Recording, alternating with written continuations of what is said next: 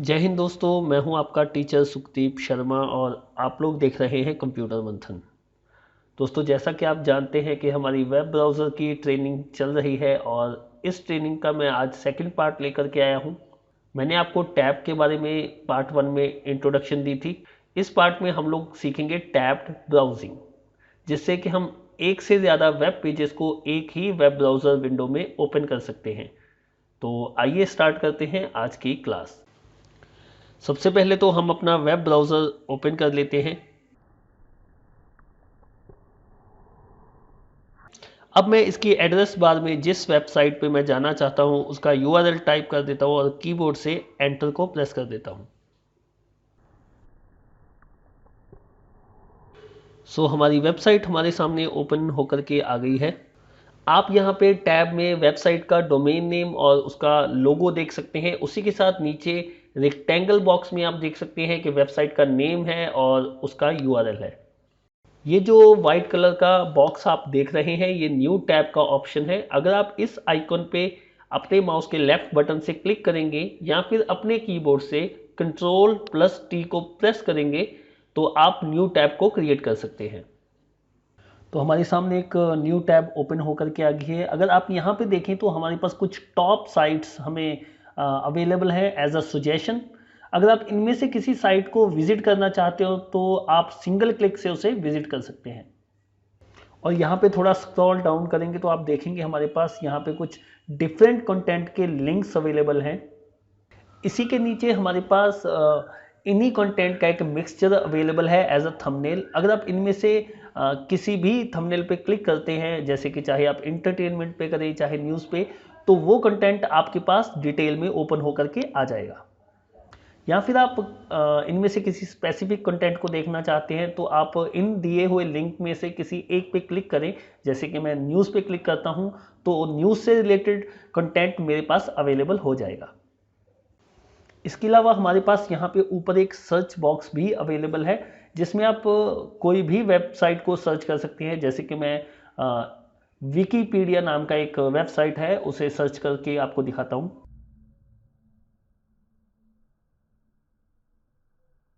सो देखिए हमारे पास विकीपीडिया से रिलेटेड वेबसाइट का लिंक ओपन होकर के आ गया है। इसके अलावा आप चाहें तो एड्रेस बार में जाकर के यूआरएल फिल करके भी किसी वेबसाइट को असेस कर सकते हैं। सो देखिए हमारे सामने विकीपीडिया का वेबसाइट ओपन होकर के आ गया है। मैं इस वेबसाइट को क्लोज कर देता हूं।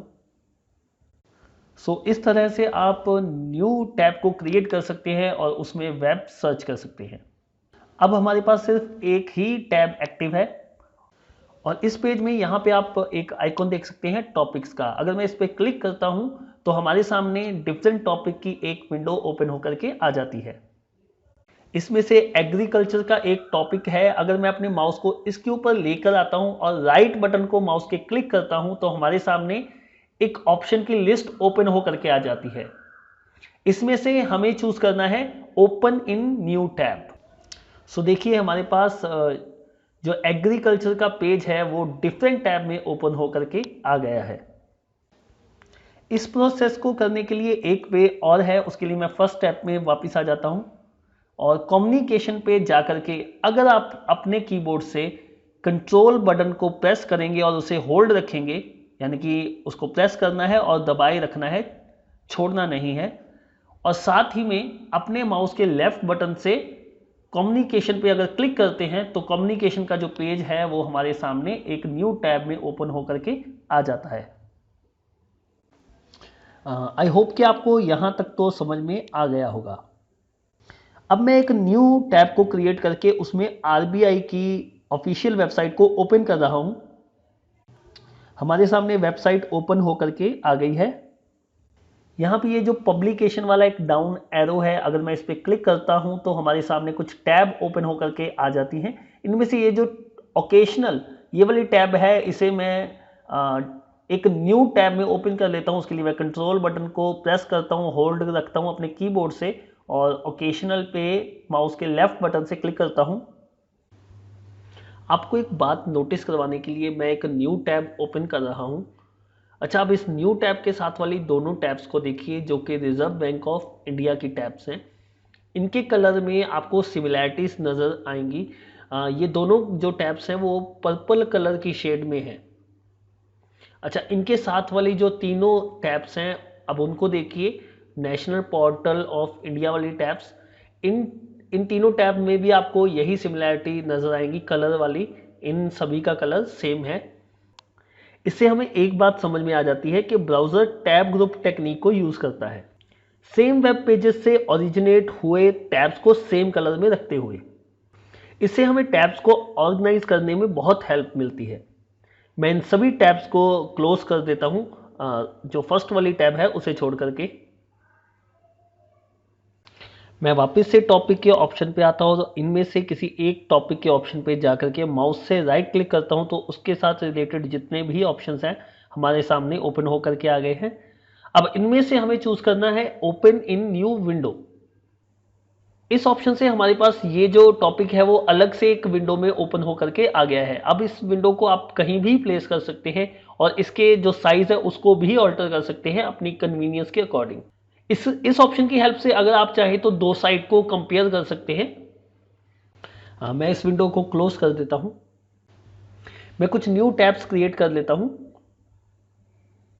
अब इन टैब्स की पोजीशन को आप अपनी कन्वीनियंस के अकॉर्डिंग सेट कर सकते हैं जैसा आप चाहें। इनमें से अगर किसी टैब को आप अलग से विंडो में ओपन करके देखना चाहते हैं तो आप जस्ट उस टैब को होल्ड करें माउस के साथ और उसे ड्रैग करें नीचे की तरफ, तो ये जो टैब है वो आपके पास अलग से एक विंडो में ओपन होकर के आ जाएगी। अब इस विंडो को आप चाहें तो क्लोज भी कर सकते हैं या फिर आप इसे वापस से टैब बार में सेट भी कर सकते हैं। उसके लिए आप इसके टाइटल बार को माउस बटन से होल्ड करें और ड्रैग करें टैब बार की तरफ और वहां पे जाकर के इसे ड्रॉप कर दें। इसके अलावा अगर आप किसी भी टैब पर जाकर के माउस के राइट बटन को क्लिक करेंगे तो आपके सामने ऑप्शंस की एक लिस्ट ओपन होकर के आ जाएगी। अगर आप इनमें से फर्स्ट ऑप्शन को चूज करते हैं तो आपकी जो एक्टिव टैब है वो क्लोज हो जाएगी।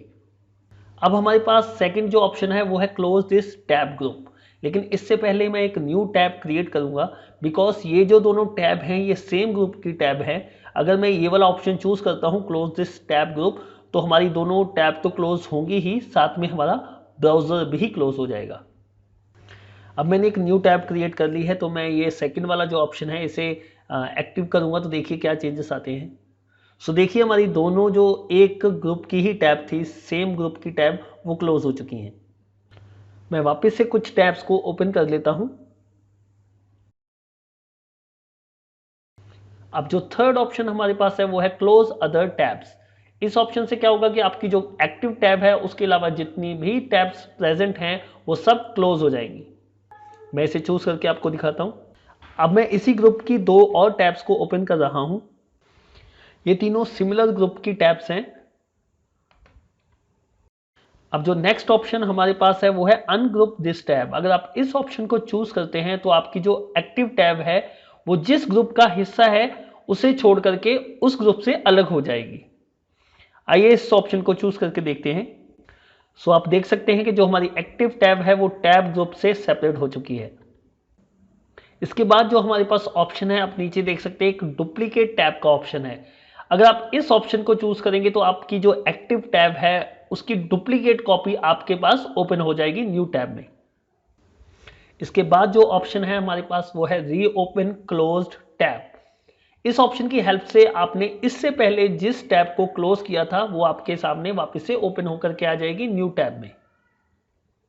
सो आप देख सकते हैं कि हमारे पास एग्रीकल्चर का जो पेज है वो रीओपन हो गया है हमारे सामने। अब इसके बाद हमारे पास ऑप्शन है रिसेंटली क्लोज्ड टैब्स। अगर आप इस पर क्लिक करेंगे तो आपके सामने एक लिस्ट ओपन होकर के आ जाएगी जिसमें आपकी रिसेंटली क्लोज्ड की हुई टैब्स की इंफॉर्मेशन होगी। अगर आप इनमें से किसी टैब को रीओपन करना चाहते हैं वापस से तो आप उस पर सिंगल क्लिक करें अपने माउस के लेफ्ट बटन से तो वो टैब आपके पास वापस से ओपन होकर के आ जाएगी। लास्ट जो ऑप्शन है हमारे पास वो है show tabs on a separate row. अगर आप इस ऑप्शन को चूज करते हैं तो जितनी भी आपकी टैब्स हैं वो आपको एक अलग से बार में अवेलेबल हो जाती है। मैं इन बार्स को वापस इनके प्लेस पे सेट कर देता हूं। सो दोस्तों, ये थी हमारी आज की क्लास टैब्ड ब्राउजिंग के बारे में। आई होप कि आपको आज की क्लास अच्छी लगी होगी और समझ में भी आई होगी। अगर आपको क्लास अच्छी लगी है तो आप इसे लाइक करें और अपने दोस्तों के साथ शेयर जरूर करें ताकि वो भी कुछ नया सीख सकें। और अगर आपने अभी तक इस चैनल को सब्सक्राइब नहीं किया है तो प्लीज़ इसे सब्सक्राइब करें और इसी के साथ बने हुए बेल आइकन को भी प्रेस करें ताकि मैं कोई भी वीडियो अपलोड करूं तो उसकी नोटिफिकेशन आपके पास सबसे पहले आए। तो सबसे पहले वीडियो देखने के लिए चैनल को सब्सक्राइब करें और बेल आइकन को प्रेस करें। मिलते हैं हमारी आने वाली क्लास में, तब तक के लिए धन्यवाद।